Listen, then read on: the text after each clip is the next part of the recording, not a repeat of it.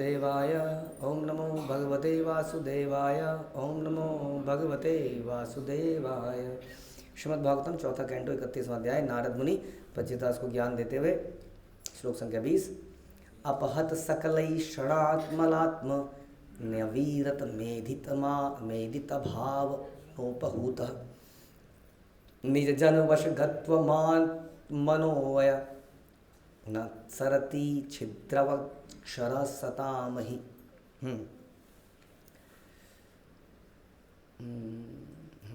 समस्त इच्छाओं के दूर हो जाने से भक्तगण समस्त मानसिक विकारों से मुक्त हो जाते हैं। तो मानसिक विकार कल्मश हमारे जीवन में आते हैं अलग अलग इच्छाओं से। इच्छाएं हमेशा हमेशा सताती रहती हैं, उनको पूरी करने के लिए हम निरंतर कुछ ना कुछ प्लानिंग करते रहते हैं, जिसके कारण से निरंतर मानसिक विचार चलते रहते हैं और वो हमें हमेशा स्ट्रेस में रखते हैं, क्योंकि हमारे विचार man proposes and God disposes. हम प्लानिंग बहुत सारी करते हैं लेकिन वो हो नहीं पाता है, तो हमें और ज़्यादा दुख होता है। तो इसलिए जो व्यक्ति इन इच्छाओं को दूर कर देता है और सोचता है कि जैसी भगवान की इच्छा होगी वैसा हो जाएगा, डोंट वरी, हाँ, अन्य अभिलाषिता शून्य, तो बता रहे हैं कि भक्त के मानसिक विकार दूर हो जाते हैं। भक्ति करने के बाद भी हमारे अंदर कई बार मानसिक विकार नहीं जाते, क्योंकि हम शुद्ध भक्ति नहीं कर पाते। और शुद्ध भक्ति किसको कहते हैं? अन्य अभिलाषिता शून्य, क्योंकि हमारे अंदर अभिलाषिताएं रह जाती हैं, इसलिए भक्ति करने के बाद भी मानसिक विकार, स्ट्रेस, अलग अलग तरह की ऐसी चिंताएं हमारे दिमाग में बनी ही रह जाती हैं। इसको दूर करने का क्या उपाय है? जस्ट डिपेंड ऑन कृष्णा, कि जो भी उचित है भगवान मुझे दे देना। जैसे कि बालक है, बालिका है, अपने घर में रहते हैं, ये सोच के कि जो उचित है खिलाने के लिए मम्मी पापा दे देंगे। वो सोचना नहीं है कि मेरा प्रोटीन इतना बढ़ाया जाए, कार्बोहाइड्रेट इतने करे जाएँ। हाँ, कोई बच्चा बनाते होंगे, विदेश में तो बनाते हैं, यहाँ भी कर रहे होंगे, उसको बनाने की जरूरत नहीं है लिस्ट, क्योंकि पेरेंट्स ज़्यादा चिंतित होते हैं, इसको इतना दूध पिलाना है, इसको इतना ये करना है, राइट। तो ठीक उसी तरीके से ये सोचते हुए कि उस परम पिता को मालूम है कि मेरी क्या ज़रूरत है मुझसे बेहतर, इसलिए मुझे कोई चिंता नहीं है, नो, कोई डिज़ायर नहीं है। अगर मांगूंगा नहीं तो पूरी कैसे होगी? ही नोज़ की क्या ज़रूरत है। मांगेंगे क्या फिर आप? आपकी क्या इच्छा होगी? आपकी भगवान को सेवा करने की, उनसे प्रेम करने की और इस प्रकार की भक्तिमय इच्छाएं होंगी। इस तरह में भगवान का निरंतर चिंतन कर सकता है, भावपूर्वक संबोधन कर सकता है। समझ में आया? तो चिंतन करने के लिए आपका माइंड फ्री होना चाहिए। एग्रीड और नॉट? है ना? तो जब हमारे अंदर भौतिक इच्छाएं नहीं होंगी तो क्या होगा? माइंड थोड़ा फ्री होगा। क्या करने के लिए? भगवान का चिंतन करने के लिए। चिंतन से क्या बना? चिंता, है ना? फिर से तो एक चिंता हटाई और दूसरी चिंता आई, ऐसे चिंता फिर भी रहेगी। बट ये चिंता बड़ी दिव्य चिंता है। ये चिंता यशोदा माँ को रहती थी, निरंतर चिंता, खाया कि नहीं, आया कि नहीं, सोया कि नहीं, निरंतर कुछ ना कुछ चिंता रहती थी। तो ऐसी चिंता बहुत ही दिव्य चिंता है। लेकिन वो चिंता कब आएगी? जब भौतिक चिंताओं को हटाएंगे। और to be more going into more deeper, जब हमारी चिंता हमारी गुरु परंपरा की चिंता से मैच हो जाएगी। और वो क्या है? तो कैसे जीवात्माओं को उद्धार किया जाए, कैसे इसको जगह जगह फैलाया जाए, जीव दया, वैष्णव सेवा, दिस इज आवर चिंता ऑफ द गुरु परंपरा। इसलिए भगवान अपने को अपने भक्तों के वश में समझते हुए उन्हें क्षण भर के लिए भी नहीं छोड़ते। क्यों नहीं छोड़ते भगवान भक्तों को? अभी क्या बताया? सुनिए फिर से। भगवान अपने को अपने भक्तों के वश में समझते हुए उन्हें क्षण भर के लिए नहीं छोड़ते। क्यों नहीं छोड़ते भक्तों को? तो फिर क्या? तो छोड़ते क्यों नहीं? पता नहीं क्या कर देगा, मुझे कहाँ पटकेगा, जाके बोलेगा ये कर वो कर। नहीं, पूरा कंट्रोल कर रखा है मुझे। हाँ, भगवान को भक्त ने पूरा कंट्रोल कर रखा है, कहने की बात है। इसलिए दूर करूँगा तो पता नहीं क्या क्या करेगा, कहेगा मुझे करने की, यहीं पे रहूँगा, एकदम चिपका रहूँगा। कुछ भी बोल देगा मुझे करने को, मुझे करना पड़ेगा। Yes, he has to do it. इसलिए समय से साथ ही रहते हैं। तो भगवान भी एक्चुअली, भक्त भी भगवान को नहीं छोड़ता है, भगवान भी भक्त को नहीं छोड़ते हैं, दोनों एक दूसरे को एक दूसरे के वश में समझते हैं। और जिस प्रकार सर के ऊपर का आकाश कभी अदृश्य नहीं होता, उसी तरह से भगवान अपने भक्तों से कभी भी अदृश्य नहीं होते, उनसे दूर नहीं रहते, निरंतर उनके साथ में रहते हैं। क्यों? क्योंकि वो उनको अपने वश में समझ, एक दूसरे को, दोनों के अंदर ये एक वो है, उसने मैं भक्त के अधीन हूँ और भक्त कहता है मैं भगवान आपके प्रति शरणागत हूँ, हाँ, सर्वस्व तुम्हारा। वो कहते हैं मेरा सब कुछ आप ही हो, और भगवान क्या कहते हैं? भगवान भी यही कहते हैं मेरा सब कुछ आप ही हो। इस प्रकार का दोनों का रिलेशन है, ये निरंतर हमेशा साथ में रहते हैं दोनों। पिछले श्लोक से प्रकट है कि श्री भगवान जनार्दन अपने भक्तों के कार्यों से तुरंत प्रसन्न हो जाते हैं। क्यों प्रसन्न हो जाते हैं? अरे वो पहले से कंट्रोल में है ना, इन्फ्लुएंस में है, बायस्ड है। हाँ, भक्त कुछ भी करता है। हाँ, अब वहाँ बताया कि भक्त जो है जगन्नाथपुरी में मछली खा रहा है, मान लेते हैं, तो उसको क्या फल मिल रहा है? हाँ, वहाँ पर था हवी का, क्या था, हवी था ना सर, हविश।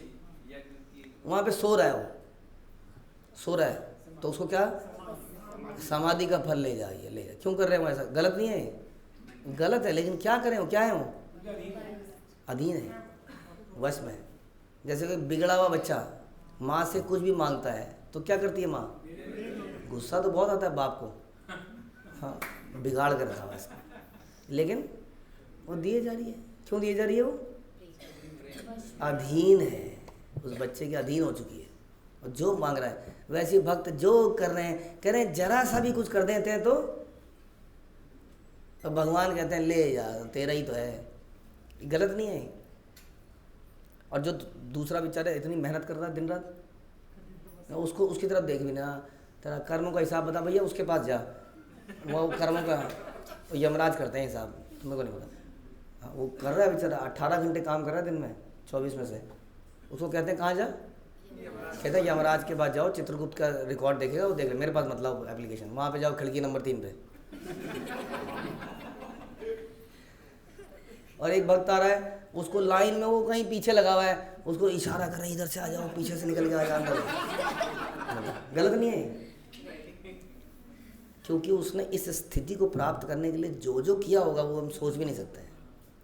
उसने अपना सर्वस्व पहले दे दिया, और अब हम उसकी आज की स्थिति को देख रहे हैं, वाह भाई इनके बड़े मज़े हैं, वाह जी वाह इनके बड़े मज़े हैं, हम भी बन जाएं ऐसे, वाह इसमें कोई बात है, ये अच्छी भक्ति है, मज़े मज़े करो। क्योंकि हम उस तपस्या को, उस बलिदानों को कभी देखा ही नहीं होता, सुना ही नहीं होता, हाँ, पढ़ा ही नहीं होता। तो इस प्रकार से भगवान कह रहे हैं, यहाँ पे प्रभुपाद कह रहे हैं, कुछ भी करते हैं ना भक्त, छोटा मोटा भी, तो भगवान एकदम प्रसन्न है। शुद्ध भक्त सदैव भगवान के विचार में मग्न रहता है। जैसे कहा गया, शृणोता स्वकथाम कृष्णा पुण्य श्रवण कीर्तनम।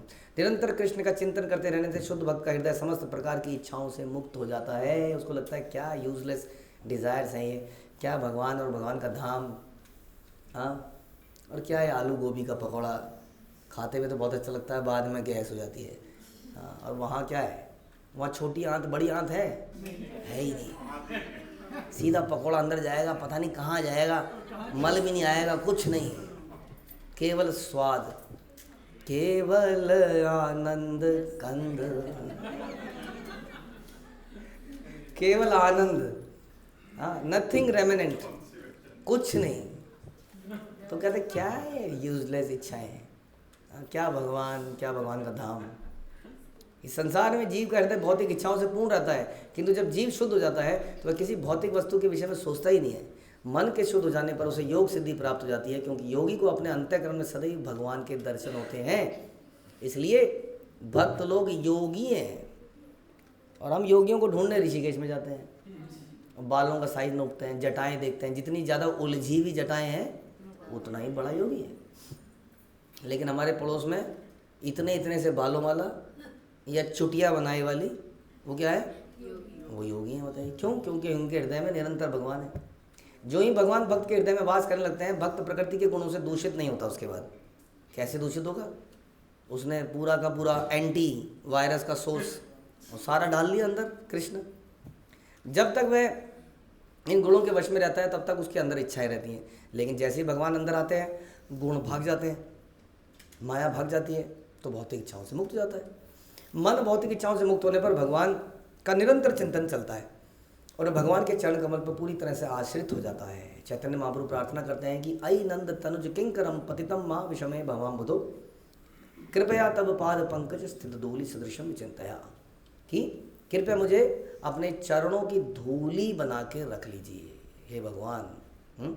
और नरोत्तम दास ठाकुर कहते हैं, हा हा प्रभु नंद सुता वृषभानु सुता युता करुणा करई बार, नरोत्तम दास कहे ना ठेलिया नांगा पाए तुम बिना के आछे आमार।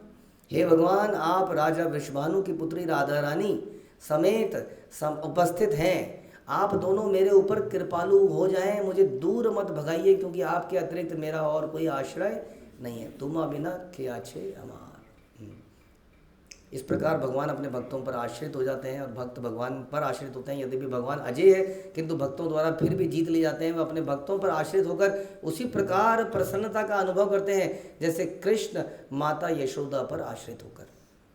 तो भक्त के ऊपर जो भगवान आश्रित है या उनके वश में है, उसमें भी उनको आनंद है। यानी कि किसी के वश में हो जाना आनंद देता है। हमें तो लगता था कि इंडिपेंडेंट होना है ना, जो मैं कई बार बोलता हूँ, जो रिज्यूमे में सबसे प्रोमिनेंटली वर्ड हम क्या लिखते हैं, independently held manage the team of 10 devotee, team 10 not devotee, sorry 10 people, independently manage this function, independently.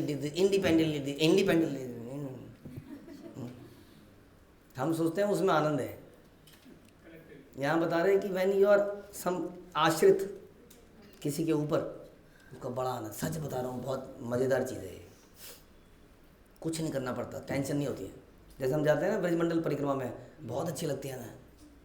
ऐसी परिक्रमा कोई भी नहीं है, सिंपली इसलिए कि कुछ नहीं करना है, बस चलना है, जाके प्रसाद पा लेना है, कथा सुननी है, कीर्तन करना है, सो जाना है।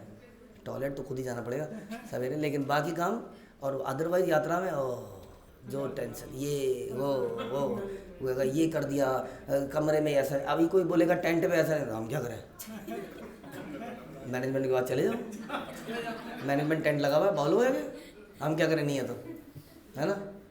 आश्रित रहना बहुत मज़ा आता है, सेवा करने में टेंशन नहीं है कोई, जो बोला जाएगा उसको बड़ा मन लगा के करेंगे, फालतू कोई जिम्मेदारी नहीं। तो आप सोचिए, आश्रित रहने में भी आनंद है। वैसे ऐसा नहीं है, हमें लगता है इंडिपेंडेंस में बहुत स्ट्रेस है, उतनी कैपेसिटी भी तो होनी चाहिए, फूक जाएगा सारा एंटीना यहाँ का, फूक जाता है, गर्म हो जाता है। तो आनंद तो है, लेकिन भगवान कई बार फिर भी ऐसा रोल दे देते हैं कि आपको निभाना पड़ेगा, ये काम आपको इंडिपेंडेंटली करना पड़ेगा, तो करना चाहिए। वो डिपेंडेंट होकर हम इंडिपेंडेंट रहते हैं, हाँ, उसमें भी डिपेंडेंसी है। हाँ, हमें आज्ञा मिलती है इसको करिए, तो हम उसको करते हैं, उन्हीं की आज्ञा के अनुसार कुछ दिमाग लगाते हैं, तो जिम्मेदारी भी लेता है भक्त, क्या करे समय आने पर। तो राजा कभी कभी विदूषक रख लेता है और परिहास में कभी कभी राजा का अपमान भी हो जाता है। हाँ, किंतु तो भी राजा इन कार्यों से आनंदित होता है, जैसे कि अकबर एंड बीरबल। अब बीरबल रखा हुआ है आनंद के लिए, लेकिन कई बार ऐसा जोक मार देता है कि राजा की बेइज्जती कर देता है सबके सामने, है ना। बीरबल की कहानी, हाँ, कितनी बार बेइज्जती करी उसने, लेकिन कह रहे हैं कि राजा को फिर भी आनंद आता है। ये आदमी 90% तो मज़ा ही देता है, कोई नहीं, कभी कभी कुछ ऐसा जोक मार देता है कि सारी सभा में मेरी बेइज्जती कर देता है या बेइज्जती खराब कर देता है, लेकिन क्या करें, तो आनंद आता है। या कई बार कोई राजा एक कुश्ती वाला रख लेता है जो राजा के साथ लड़ता है और राजा को उसको हराने में बड़ा मज़ा आता है, लेकिन कई बार वो भी पटकी मार देता है। तो इस प्रकार दोनों को आनंद ही तभी आता है। अगर ऐसा कुश्ती वाला रख लिया जो शॉट हारेगा ही, फिर राजा को भी मज़ा नहीं आएगा उसके साथ, राइट। तो इस प्रकार से इसमें आनंद है परस्पर, दोनों में भगवान और भगवान के भक्त एक दूसरे की सेवा की होड़ लगी हुई है, होड़। कभी भक्त जीत जाता है, कभी भगवान। हाँ, जैसे कि शिव जी भगवान की सेवा करने में तत्पर है और भगवान शिव जी की सेवा करने में तत्पर है।